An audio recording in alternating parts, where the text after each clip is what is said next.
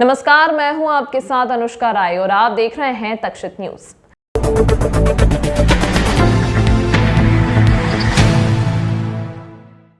बाबा महाकाल की नगरी उज्जैन में नाग पंचमी का पर्व बड़े ही धूमधाम से मनाया जा रहा है। महाकालेश्वर मंदिर में स्थित भगवान नागचंद्रेश्वर के पट परंपरा अनुसार रात्रि 12 बजे खोल दिए गए।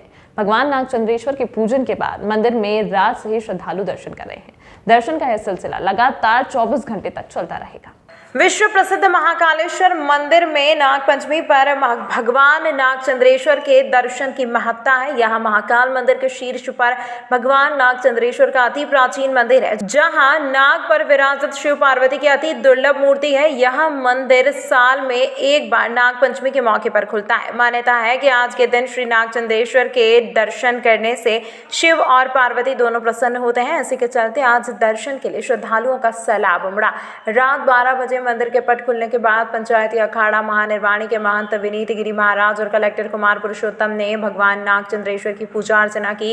इसके बाद आम श्रद्धालुओं के लिए मंदिर के पट दर्शन के लिए खोल दिए गए। वहीं दर्शन के लिए हजारों श्रद्धालु रात से ही कतार में लग गए थे, जिन्हें भील समाज की धर्मशाला से प्रवेश दिया जा रहा था, जो 4 धाम और बड़े गणेश मंदिर के सामने से होते हुए नागचंद्रेश्वर मंदिर पहुंच रहे थे। दर्शनों का यह सिलसिला आज देर रात 12 बजे तक लगातार चलता रहेगा।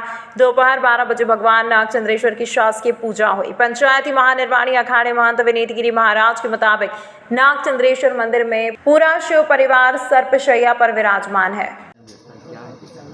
जैसा कि पूर्व से ये परंपरा चली आ रही है कि भगवान नागचंद्रेश्वर का जो मंदिर, भगवान महाकाल का जो मुख्य मंदिर है, उसके तृतीय तल पर स्थापित है और वर्ष में सिर्फ एक दिन के लिए आम श्रद्धालुओं के लिए, दर्शनार्थियों के लिए ये मंदिर के पट खोले जाते हैं। और ये परंपरा रही है। पंचायती अखाड़ा महानिर्वाणी की जो महंत गादी है महाकाल मंदिर में, महंत महाकाल जो भी रहते हैं वो जाकर के पट खोलते हैं और भगवान नागचंद्रेश्वर का आवाहन करते हैं, उनका पूजन अर्चन करते हैं। सभी श्रद्धालुओं की, जो भी श्रद्धालु आ रहे हैं, उनकी सबकी मनोकामनाएं पूर्ण हो और सभी श्रद्धालु सुरक्षित तरीके से दर्शन करके निकलें। शासन प्रशासन ने जो व्यवस्था बनाई है निश्चित रूप से बहुत ही अद्वितीय व्यवस्था है।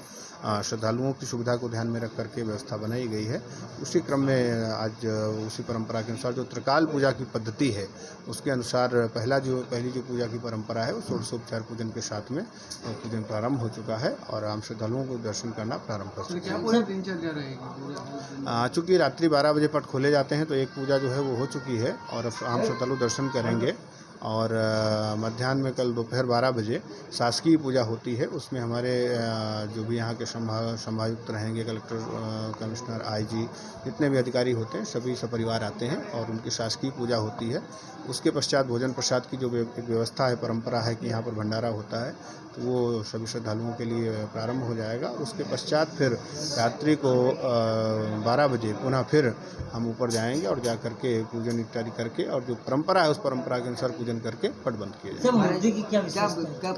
विग्रह जैसा कि आप देखते हैं कि यहाँ पर एकमात्र विग्रह है जहाँ पर भगवान शिव का पूरा परिवार सर्पशैया पर है, अन्यत्र हमें कहीं ऐसा देखने को नहीं मिलता है। तो अपने आप में बड़ी ही अद्वितीय वो विग्रह है और उसके साथ साथ में अगर आप देखेंगे तो अंदर जो भगवान पिंडी रूप में विराजित हैं वो भी सिर्फ अकेले वहाँ पर हैं। वहाँ पर कोई शिव परिवार या नंदी या कोई भी उनके गण उनके साथ नहीं है, ना उनका परिवार उनके साथ। तो ध्यानस्थ रूप में, समाधि रूप में, शांत भाव में वहाँ पर विराजित हैं। तो उनकी दोनों की पूजन इत्यादि करके और आम श्रद्धालुओं के लिए दर्शन प्रारंभ कर दिए गए। जय श्री महाकाल, ओम नमो नारायण। हम किन्नाराकड़ा से आया, आंध्र प्रदेश, शिल्पा नंदगिरी। कितनी देर में आपको दर्शन होगा, कैसा क्या रहा? 4 घंटा लग गया। बहुत अच्छा लगा, दर्शन तो हो गया, बहुत अच्छा लगा। साल में एक बार दर्शन के लिए तो मौका मिला, इसके बहुत अच्छा लगा। पहले भी कभी आप यहाँ दर्शन करने आए? हाँ जी। कब आए थे फिर? हम सुबह आया। नहीं, पूर्व में कब करने आए दर्शन? इसके पहले आपने दर्शन कब करे? नहीं किया, पहली बार किया। बहुत अच्छा लगा, बहुत अच्छा लगा। हम उधर से आया, आंध्र से। कितने जन? 5 जन। आपका नाम? शिल्पा। मेरा नाम आबा भटनागर, उज्जैन से हुए। दर्शन बहुत अच्छे हुए, मजा आ गया। महाकाल बाबा ने बहुत अच्छा कराया दर्शन। कितनी देर में आपको दर्शन हुए? सर 2 घंटे में हुए दर्शन। 2 घंटे तो लगे क्योंकि मेरे पैर में चोट लगी हुई है, तो थोड़ा रिक्वेस्ट। आबा भटनागर से श्रद्धालु दर्शन करें, किस प्रकार की व्यवस्था लगाई और कितना पुलिस बल भी लगाया गया है? आप सबको बहुत बहुत शुभकामनाएं। सबसे बड़ी बात है कि जो इतने समय से लोग इंतजार कर रहे थे वो दर्शन शुरू हो गए हैं और आपने देखा होगा अब लाइन में लोग लग के जल्दी जल्दी दर्शन करके निकल रहे हैं। भीड़ बहुत है क्योंकि साल में एक बार ये मंदिर के पट खुलते हैं, तो लोग 4-5 घंटे से इंतज़ार में थे। अब एक बार ये जो शुरुआती भीड़ खत्म हो जाएगी, फिर लोगों का इंतज़ार कम हो जाएगा, 50 मिनट के अंदर दर्शन कर सकेंगे क्योंकि लाइन चलती रहेगी। सर श्रद्धालु कहाँ से आ रहे हैं, कहाँ से उनको बाहर किया जाएगा, और वीआईपी आएंगे तो उनका किस प्रकार मूवमेंट होगा? श्रद्धालु करकराज पार्किंग की तरफ से आ रहे हैं वहाँ से, और वीआईपी वाली व्यवस्था ऐसी की गई है कि आम श्रद्धालुओं को कोई दिक्कत न हो, उनको एक सेपरेट रास्ते से ले जाया गया है। अंतिम जगह पे सभी जाके मिल जाते हैं, तो हमारी ये कोशिश है कि आम श्रद्धालुओं का दर्शन बाधित ना हो, जैसा कि पिछले बार ही व्यवस्था थी। मंदिर में जो विशेष पूजा होती है वो पूजा भी चलती रही और लोगों के दर्शन भी होते रहे। अच्छा, कितना अनुमान है प्रशासन का दर्शनार्थियों का दर्शन करेंगे ये? देखिए, जो जिस तरीके से भीड़ महाकाल लोक के बाद आ रही है और श्रावण में जिस तरीके से संडे को मंडे को 5 से 6 लाख की भीड़ होती है, मुझे लगता है कि आज भी भीड़ अपने सारे रिकॉर्ड तोड़ेगी। Thank you sir.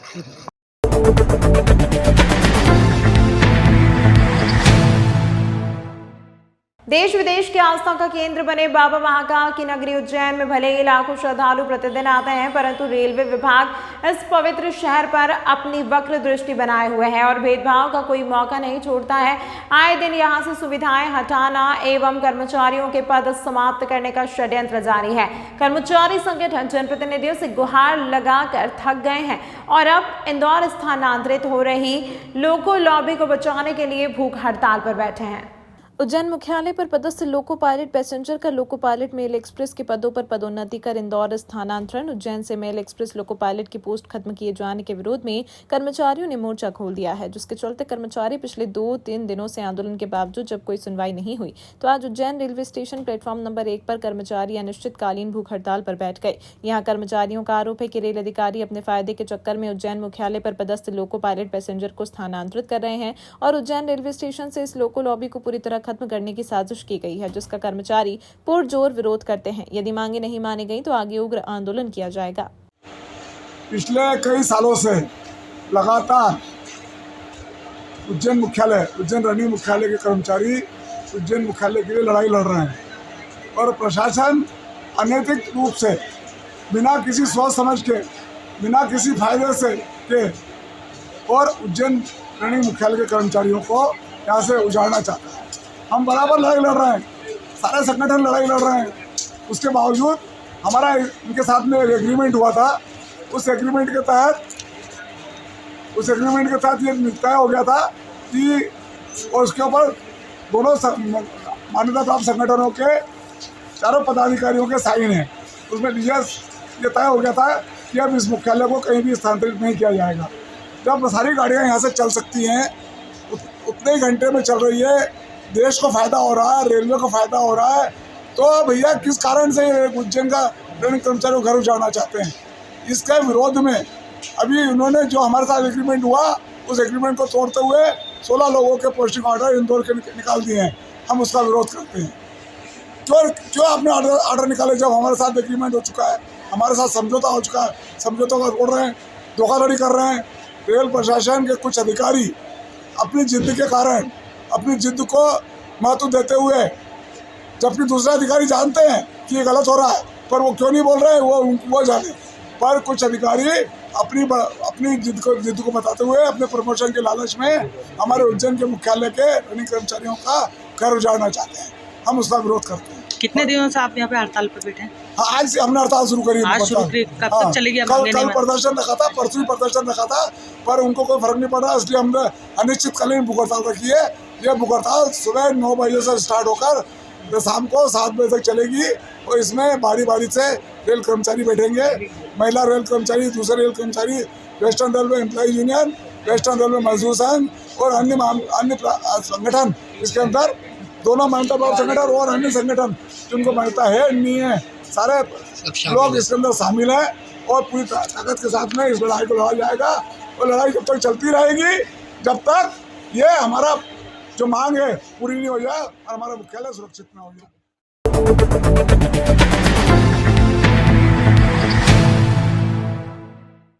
आरोपी को पकड़ने गई पुलिस को महिलाओं ने घेरा। एसआई के हाथ पर काट कर महिलाओं ने आरोपी को भगाया।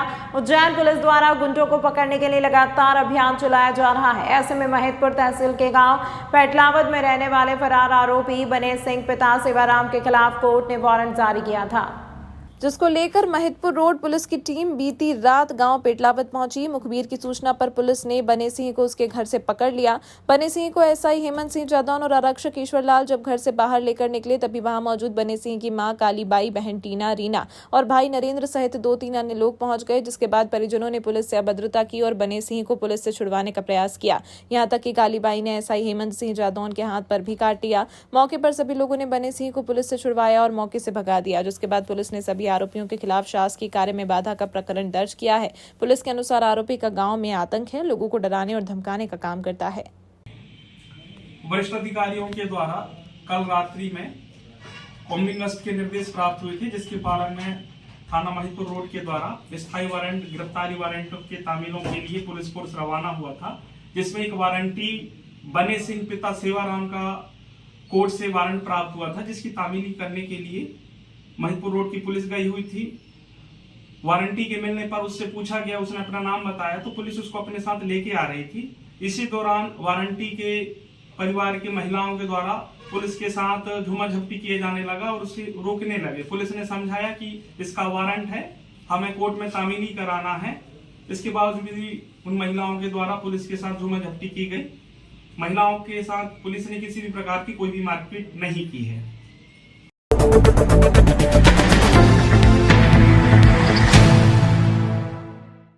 महाकाल मंदिर सवारी मार्ग पर स्थित गुदरी चौराहे पर जर्जर हालत में हो रही पानी की टंकी उज्जैन की जनता और महाकाल के भक्तों के लिए खतरे की घंटी साबित हो रही है। इसी रास्ते से बाबा महाकाल की सवारी गुजरती है। टंकी के नीचे अनेकों भक्त बाबा की भक्ति में लीन होकर बाबा के निकलने और दर्शन करने के इंतजार में खड़े रहते हैं।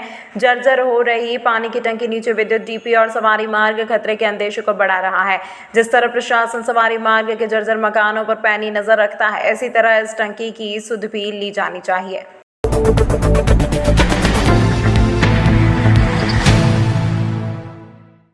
जंगल से घर लौटते समय नदी में गिरी बकरी को बचाने के चक्कर में युवक डूब गया। ग्रामीण और पुलिस की मदद से उसे बाहर निकाला गया। पान बिहार चौकी थाना क्षेत्र के गांव पंचड़ रहने वाले राजोराम की नदी में डूबने से मौत हो गई। परिजनों ने जानकारी देते हुए बताया कि वह बकरी चराने के लिए नदी के उस पार गया था। जब वह घर लौट रहा था तब एक बकरी नदी में जा गिरी। बकरी को नदी से निकालने के लिए राजाराम भी नदी में कूद गया, लेकिन गहरे पानी में चले जाने की वह अपनी जान गंवा बैठा। घटना की जानकारी लगने के बाद ग्रामीणों ने मौके पर पहुंचे और पुलिस को सूचना दी। पुलिस और ग्रामीण जनों शव को बाहर निकाला है। बताया जा रहा है कि राजाराम खेती करता है और बकरी चराने के लिए अक्सर नदी के उस पार जाया करता था। ग्रामीणों ने बताया कि नदी में पानी ज्यादा होने के कारण इसके पहले भी कई बार हादसे हो गए हैं, लेकिन प्रशासन इस और कोई ध्यान नहीं देता और ग्रामीणों को जान जोखिम में डालकर नदी पार करना पड़ती है। भाई बकरी चराने गया था नदी के उस पार, उधर से लौटते वक्त बकरी अंदर चली गई तो वो लेने गया तो वो भी अंदर चला गया। आम रास्ता है वहाँ पे बरसों से और बहुत सारे केस हो गए वहाँ पे, कोई सुनवाई भी नहीं करता है और वो रास्ता नदी में ज़्यादा पानी होने के कारण वो रास्ता कभी कभी बंद हो जाता है। ये जो आस्था हुआ पंचड़ में और रहने वाला दुलेटिया का है। क्या नाम है? राजाराम मालवी, पिता लाल जी।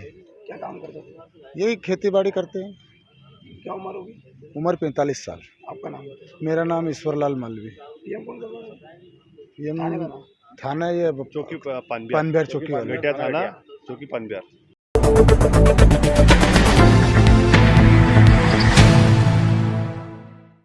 तमाम महत्वपूर्ण खबरों के लिए देखते रहिए तक्षित न्यूज।